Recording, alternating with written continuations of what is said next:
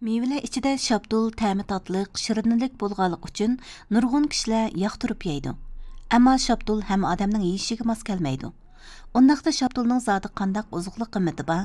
Şaptul yeganda nimalarga diqqat qilish kerak? Qandaq odamlar şaptul yeyishga mos kelmaydi?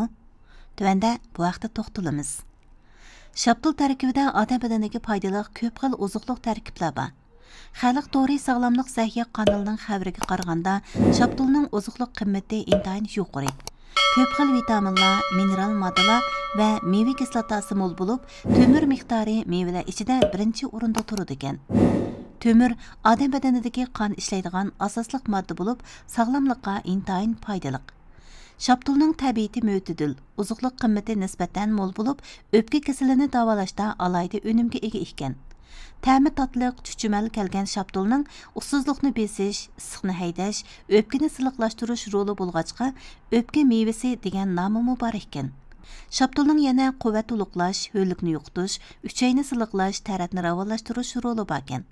Şaptul mag'dursizlanish, uruqlab ketish, yurak selib nafas yetishmaslik, qavziyat, hayiz to'xtab ketish, qon uyub ishib og'rish qatorliq kasallik alomatlari bor odamlarga bakrak mos keladi ekan.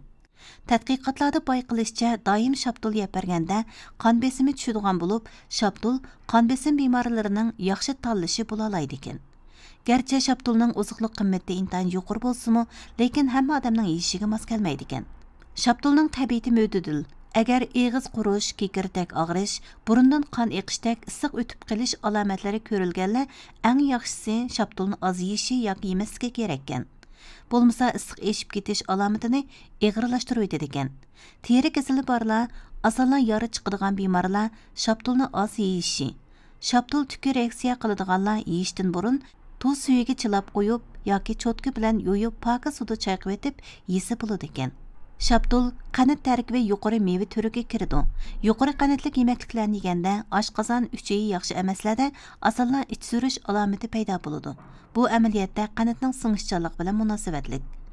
Şaptulni bak ko'p yeganda oshqozon uchay devori hujayralarining suv so'mirish iqtidori oshqozon uchay ichidagi shakar o'smas besimidan kichik bo'lib, hujayradagi suv tarkibi oshqozon uchay yo'llariga singib kiradi ekan. Oshqozon uchay iqtidori nacharlar şaptul yesa asolan ichi so'rib qoladi ekan.